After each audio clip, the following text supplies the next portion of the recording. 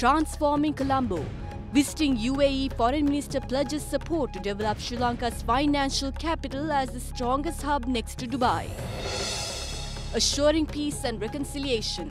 Prime Minister Ranil Wickremesinghe visits Galle and directs officials to implement the law against wrongdoers. Simplification of the tax regime. Lack of understanding of policies pertaining to New Inland Revenue Act has created an unpleasant situation, cites Commissioner General. Simplifying the tax system remains a challenge. Attracting foreign investment. Dr. Palita Kohona says Sri Lanka must make use of its unique position as an essential element of rejuvenating the ancient Silk Route. Sri Lanka being the southern tip of the Silk Road. Miss World 2017. Manushi Chiller brings the crown back to India after 17 years.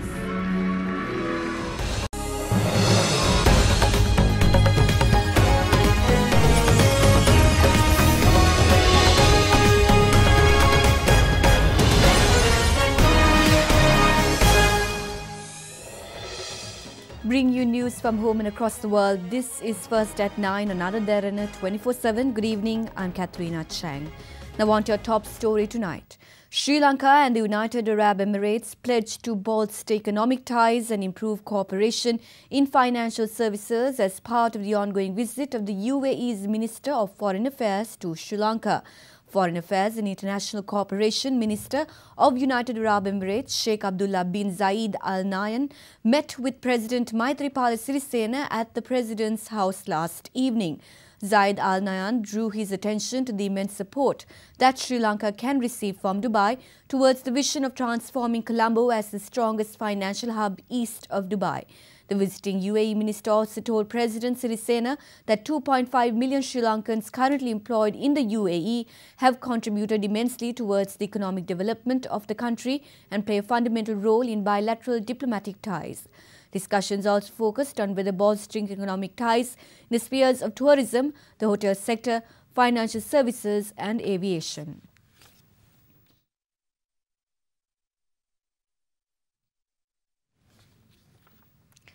Prime Minister Ranil Wickremesinghe emphasises that firm legal action will be taken against those who are responsible for violent extremist incidents.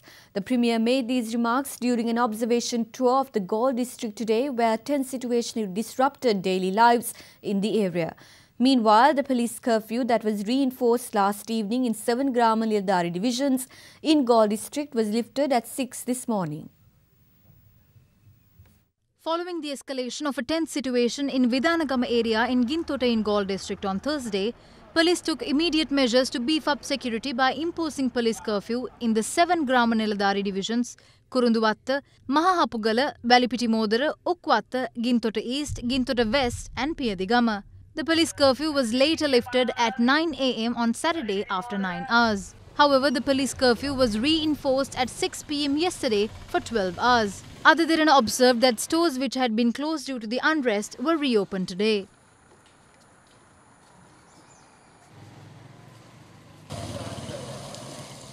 Meanwhile, a special discussion on the unrest was held yesterday at the Galle District Secretariat. The President and Prime Minister had instructed the relevant subject ministers to provide compensation for all property damages. The government will take a definite decision regarding the arrested individuals on Monday. Some websites carry fake reports saying some have died during the unrest. 5 of the hospitalized are not in critical condition.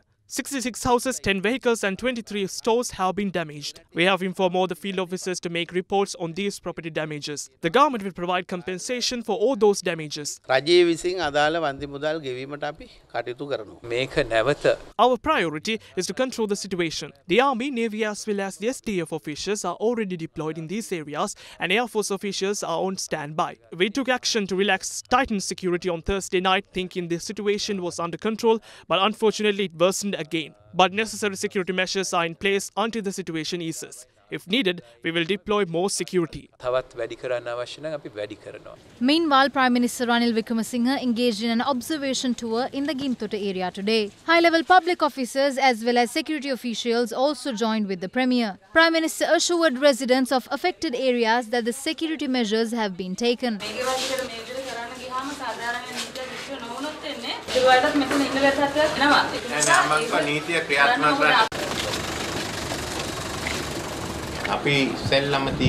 Because of this situation, we will have to deploy the STF, police as well as Triforces officials in the area for next week or two. We also need to ensure the peace between the two parties who are involved in the matter. Then we'd have to find out who was behind this incident. There are extremists in all religions and communities, and these people can cause so much damage. This happens in every country and we need to be able to address them. I asked for a police report regarding the incident. I've given instruction to the subject minister to take necessary legal actions against those who are responsible.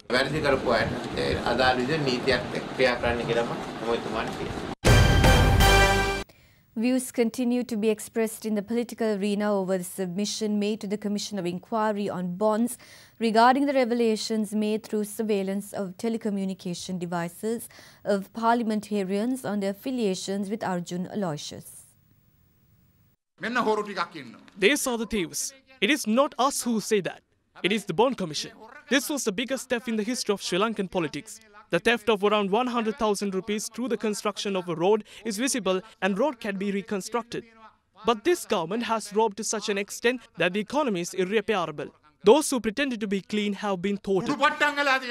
The telephone communications of not only the parliamentarians in COP but also all 225 should be checked through a court order. We know that there are many parliamentarians of the joint opposition who had connection with Arjun Aloysius. We proposed the investigation of all dealings between Arjun Aloysius and parliamentarians irrespective of their time period. If we can find the truth by investigating telephone communications between Arjun Aloysius and members of parliament, then it is a legal proceeding. We believe it is wrong to hold this proceeding on the pretext of parliamentary privileges.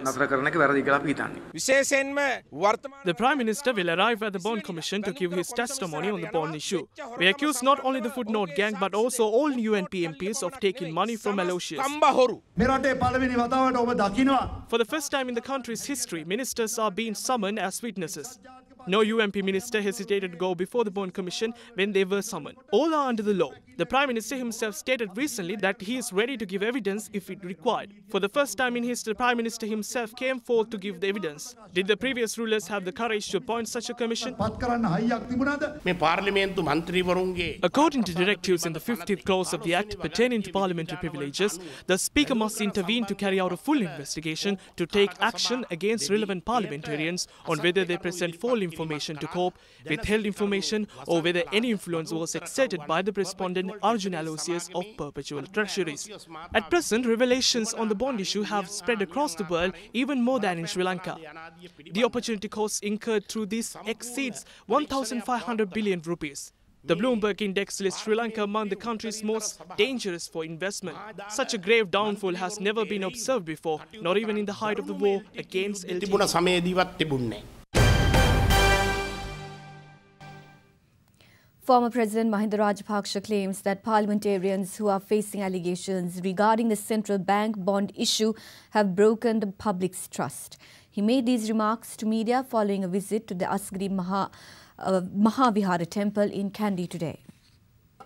Former President Mahinda Rajapaksa called on the Deputy Secretary of Asgiri Mahavihara, Venerable Narampanave Anandathera, this morning. Subsequently, he called on the Chief Prelate of Asgiri Chapter, Most Venerable Varakagoda Sri Jnana Ratanathera, at the Asgiri Mahavihara temple.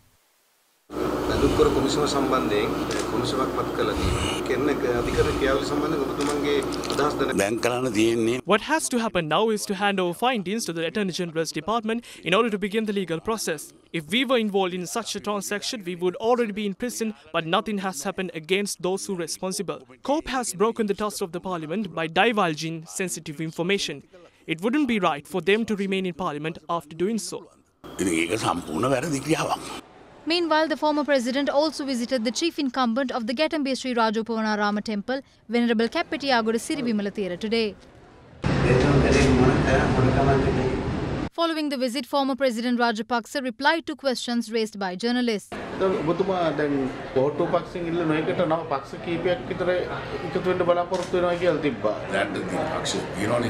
We will contest in the election as one party.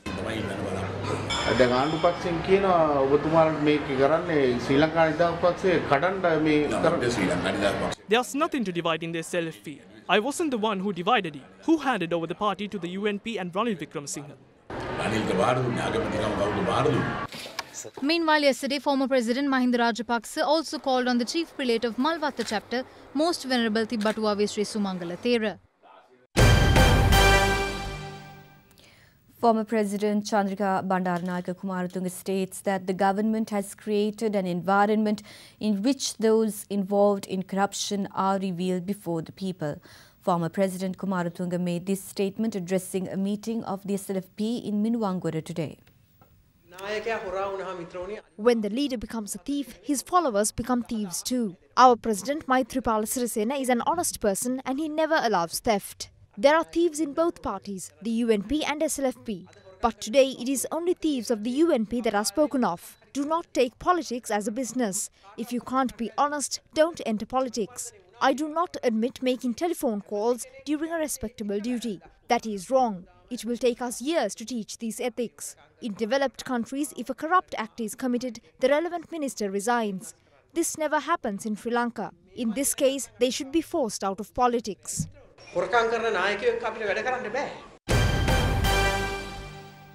Minister of Power and Renewable Energy Ranjit Siambalapitiya says the government is considering solar power as a solution for the energy crisis.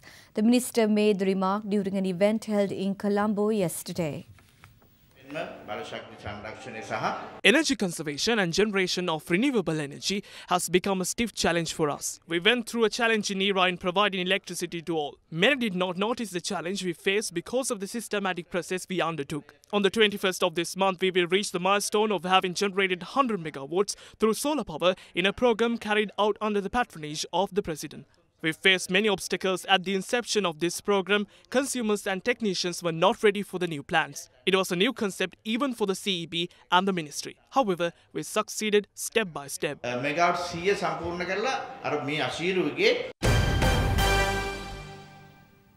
A man was found dead of gunshot wounds at Kashru Gardens adjacent to Nalanda College swimming pool complex in Colombo 10 this morning.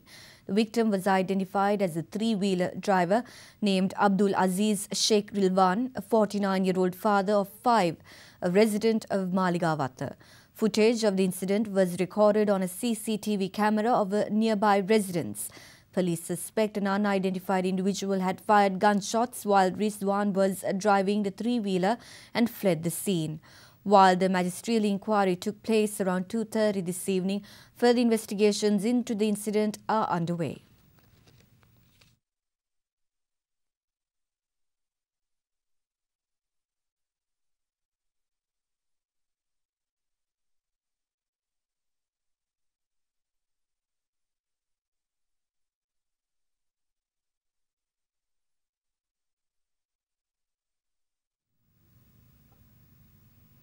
Let's now take a look at some other stories making news across Sri Lanka.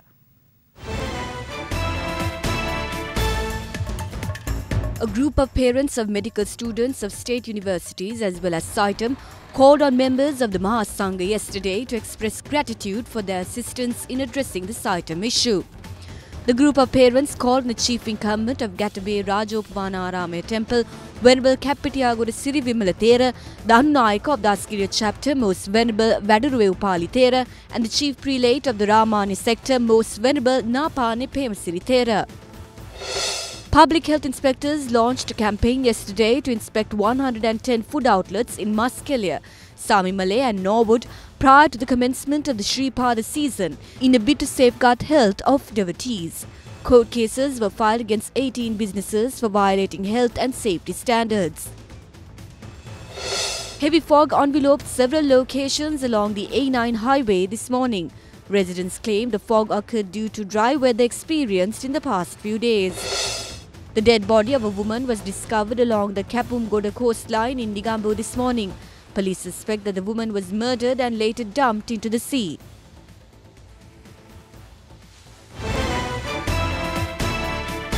You are watching Sri Lanka's #1 news channel, Derana 24/7.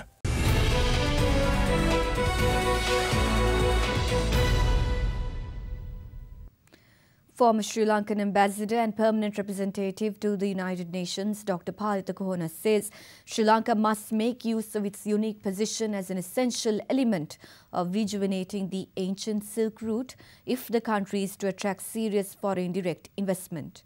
He made this remark at a recent media briefing held in Colombo to announce a Sri Lanka Economic and Investment Conclave 2017.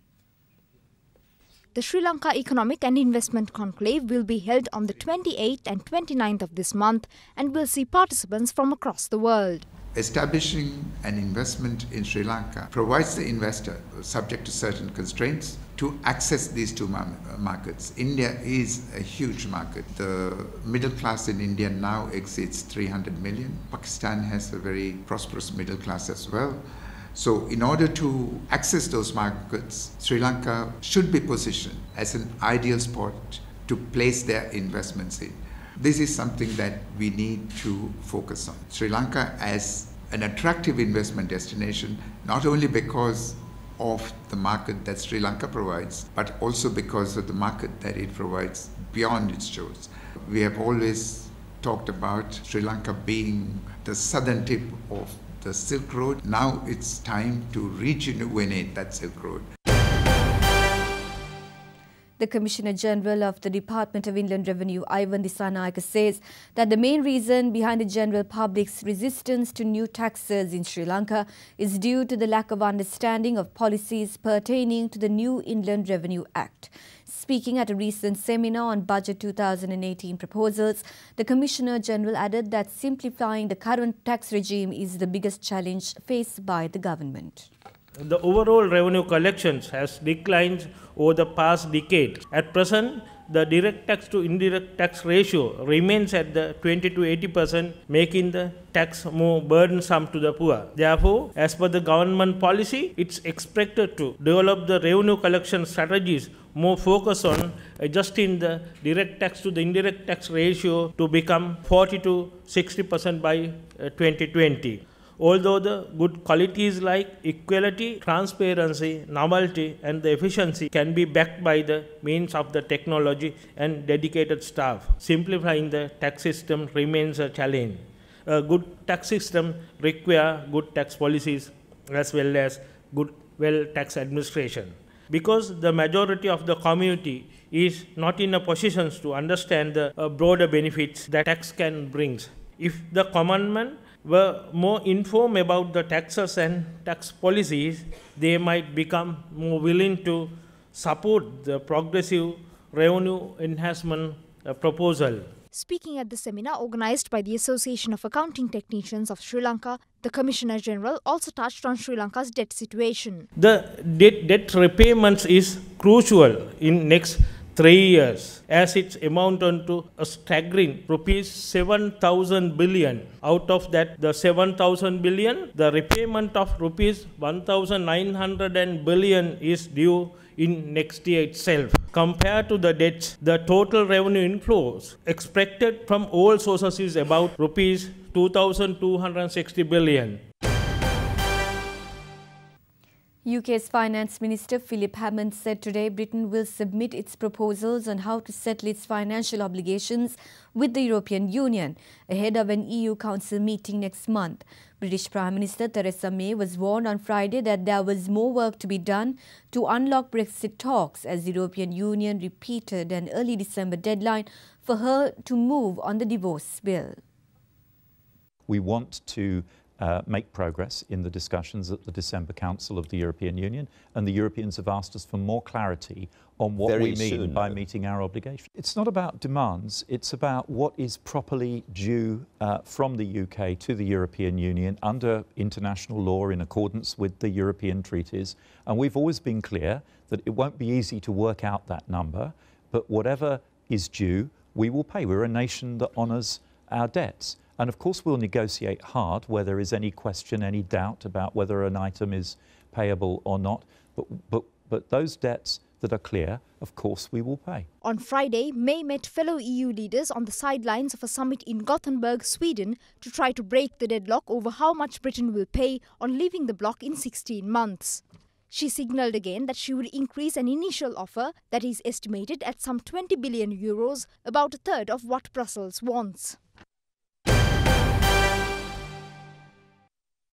Meanwhile, negotiations in Mexico to update the North American Free Trade Agreement have not made much progress on tough U.S. demands that could sink the 1994 trade pact.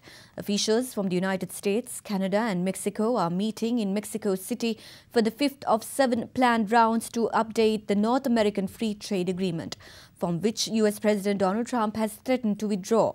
The U.S. administration has made demands that other members say are unacceptable, such as 5-year sunset clause and tightening so-called rules of origin to boost the North American content of automobiles.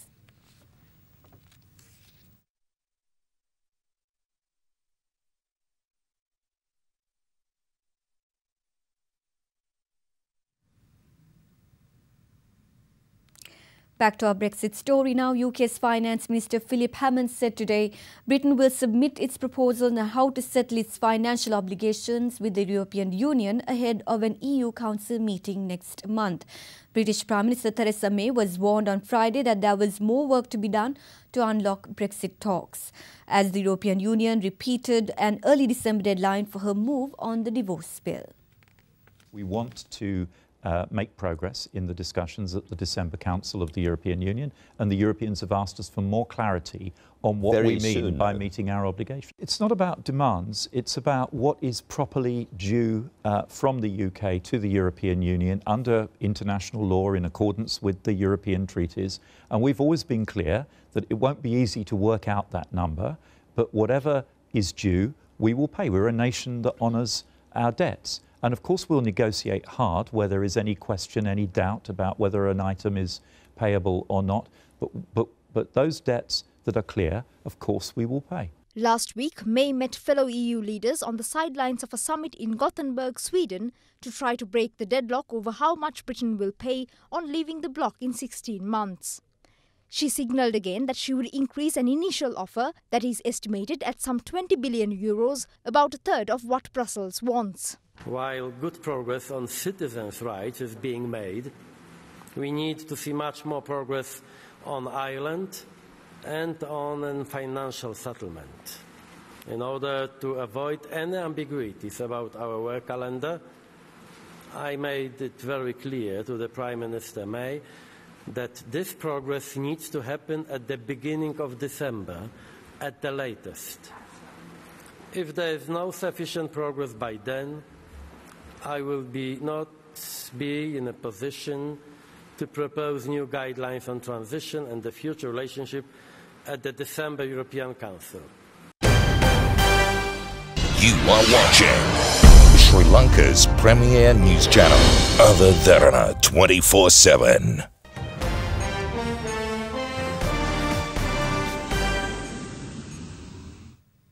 The top U.S. nuclear commander says he would resist U.S. President Donald Trump if he ordered an illegal launch of nuclear weapons.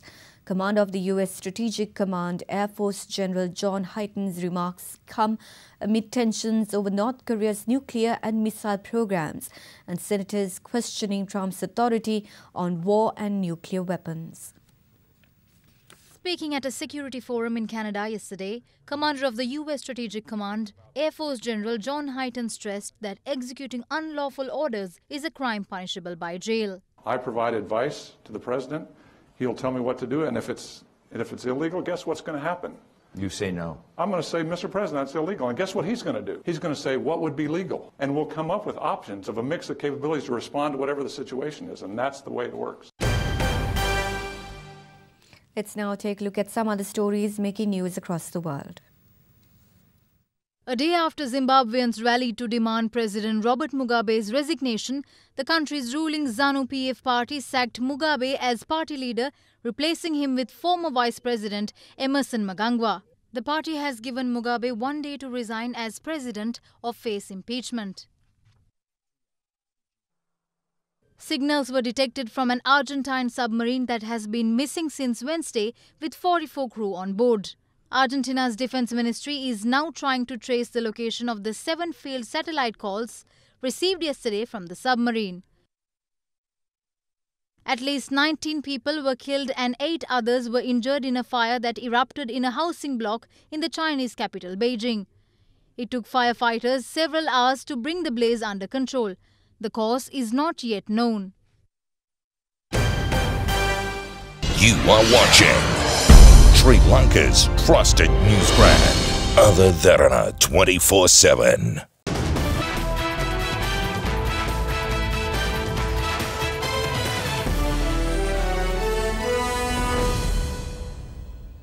Openers Lokesh Rahul and Shikhar Dhawan restored India's dominance over Sri Lanka as they built up a 166-run partnership, putting India ahead by 49 runs. India was at 171 for the loss of 1 wicket at stumps on the 4th day of the first test against Sri Lanka at Eden Gardens in Kolkata. Sri Lanka began day 4 at 165 for the loss of 4 wickets in their first innings. Niroshan Dikwala fell for 35 while Rangana Herath stood firm, knocking 67 off 105 balls. Sri Lanka lost wickets at regular intervals as Mohammad Shami and Bhuvaneshwar Kumar restricted the visitors to 294, clinching 4 wickets each. India started their second innings strongly as openers Lokesh Rahul and Shikhar Dhawan both scored half-centuries. Dhawan departed for 94 while Rahul stood unbeaten on 73 at the end of the day's play. He's feeling a little better. Belgium's David Goffin pulled a shock win over 6-time champion Roger Federer in the semi-final of the ATP Finals in London yesterday. Grigor Dimitrov rallied for a 3-set win over Jack Sock yesterday in the second semi-final to advance to an ATP Finals showdown with surprise finalist David Goffin. It was a challenging match for David Goffin, having lost all 6 previous meetings with Swiss favourite Roger Federer. Coming back from a set-down, Goffin staged a remarkable performance, thrashing Federer with an improbable 2-6, 6-3, 6-4 win.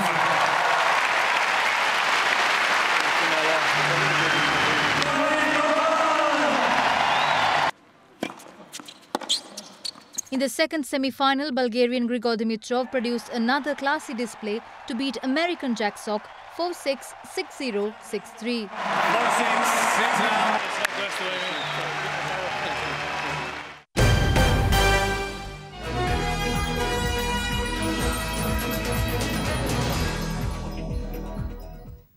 In entertainment news, glamour and beauty took the floor as the 67th Miss World pageant was worked off in China last night. India's Manushi Chillar won the coveted Miss World 2017 crown, becoming the 6th Indian woman to win the title, 17 years after actress Priyanka Chopra's win.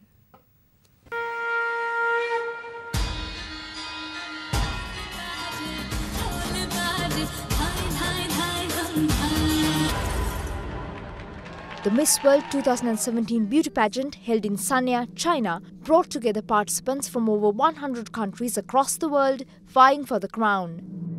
Contestants from England, France, India, Kenya and Mexico emerged into the final round. They faced a question and answer session during which Miss India in particular won the hearts of judges and the audience. Which profession deserves the highest salary and why? When you talk about salary, I don't think it's just about cash, but I feel it's the love and respect that you give to someone. And all mothers, they just sacrifice so much for their kids. So the profession which deserves the highest salary, the highest respect and love, should be of a mother.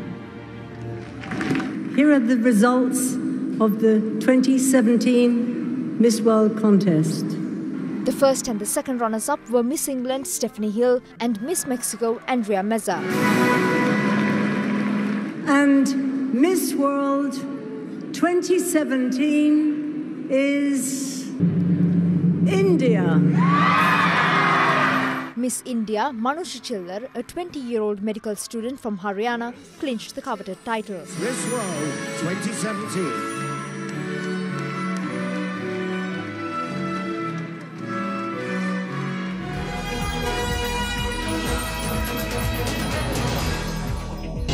You are watching Sri Lanka's award-winning news channel, Other Derana 24/7.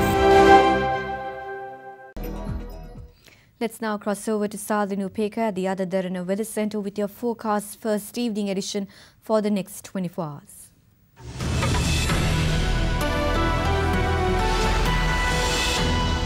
Good evening and welcome to the Weather Centre. This is your forecast first for the next 24 hours. Tomorrow's temperatures will average at around 27 degrees Celsius in coastal areas, maxing out at 29 degrees in some places. Cooler temperatures in the low 20s will prevail in the central hills. Now a low pressure zone will form across the island during the course of the day, spelling widespread showers and thunder showers, particularly in the western half of the island. That's it from the Weather Centre tonight. Up next is your City by City forecast.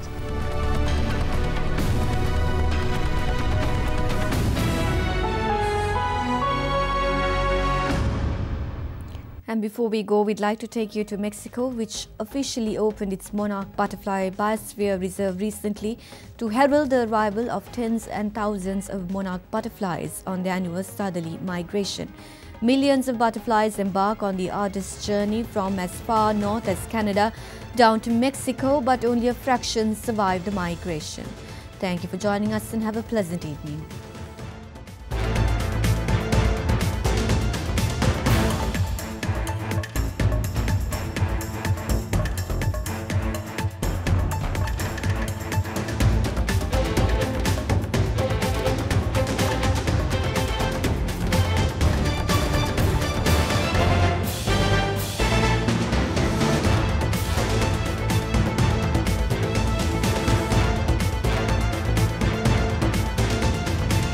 Bringing you the news and information 24 hours a day. This is Sri Lanka's premier news channel, Other Derana 24/7.